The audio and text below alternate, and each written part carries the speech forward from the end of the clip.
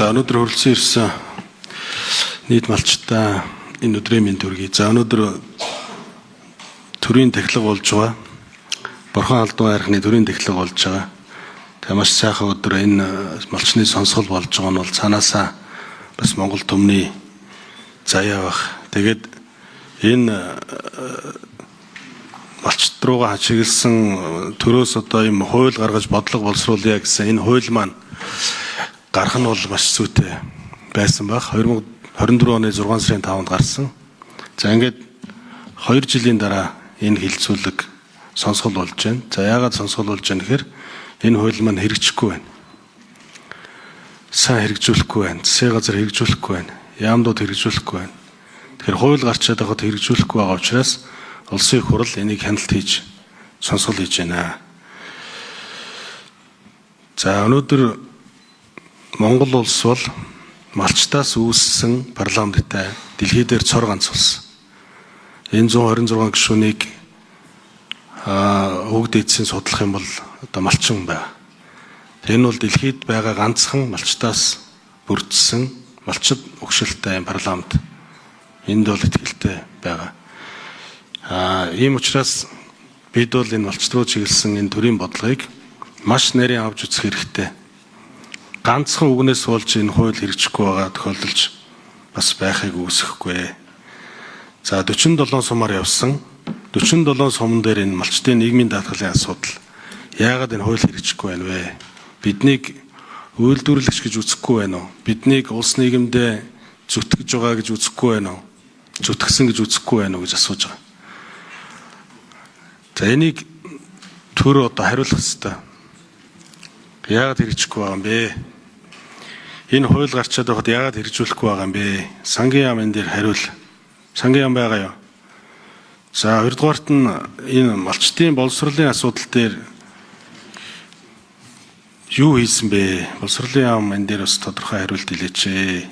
За одоо энэ хаврын хувьд бол нэг арай малчтын амьдрал итайхан байх шиг байна. Тэгээд мөн өөр бол одоо ер нь хөдөө газар залуу малчтыг тогтоох юм байхгүй байна да гэж ярьж байна.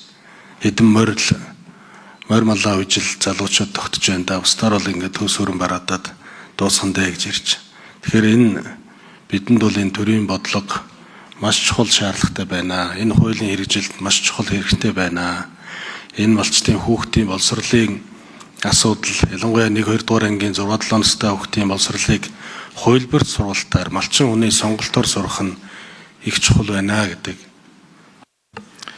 За Сэдвэрч гүрний 1 минут сонгох. Тэгээд энэ хөдөө Монгол улсынхаа нутаг дэвсгэрийн бүрэн бүтэн байдал тусгаар тогтнолыг мөн өв соёлтойгоо авч явж байгаа. Өв соёлоо нуруунд дээрээ соёлын яамнаас одоо нэгч төгрөг гаргахгүйгээр өөрсдөө өв соёлоо авч явж байгаа энэ малчин түмнээ анхаарахад энэ 1-2 дугаар ангийн хүүхдийн боловсролыг хувилбар сургалтаар сургая гэдэг асуудал онцгой чухал үүрэгтэй болов уу гэж бодож байгаа. За ингэснээрээ бол хуучин 10 жилийн боловсролтой ойролцоо очно. Малчин хүн сонголтоороо сурна. Тэр боломжтой бүл хүчтэй айл байна, бүл хүчгүй айл байна. Сумын төвд ойрхон айл байна, хоол айл байна. Зөвхөн одоо малчин аав ээж эмээ өвөө зөвшөөрөл тэр хувилбар сургалтаар төр очиж хичээлийн заа гэж. Тэн дээр боловсролын яам бас анхаарч байгаа. Тэгээд энэ хоёр яамнаас энэ хоёр асуултаа асууя. За боловсролын яам тэрний нэр бичгийн дарга. Хэд номер вэ? 17 номер.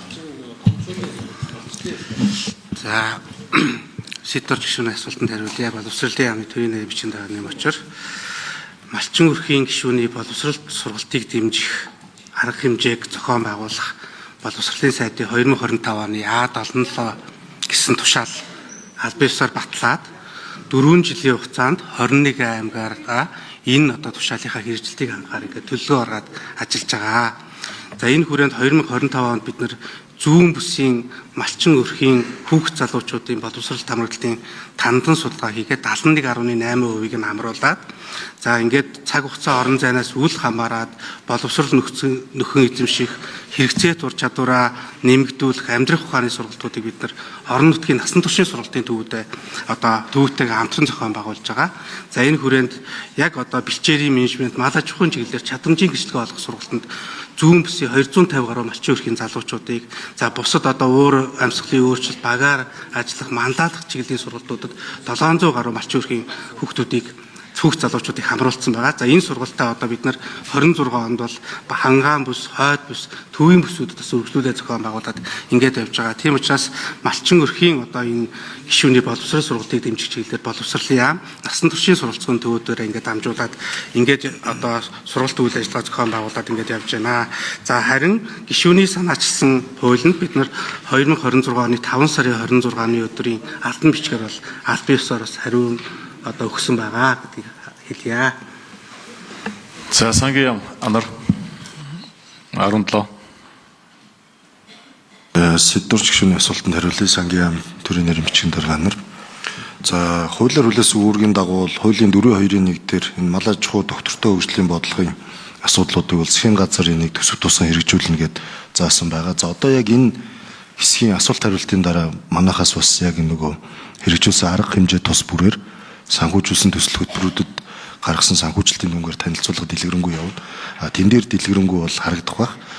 Ер нь тодорхой хэмжээний хууль батлагдсан хуулийн дагуу хариуцсан салбарын яамнууд засгийн газраас баталсан журмын дагуу за тухайн ихтгэл зүйр тооцох аргачлалын дагуу бол сангийн яам бол төсөвт бол тусгай явдаг. Энэ хүрээндээ бол зохион байгуулалтын ажлыг бол хийгээд явж байгаа.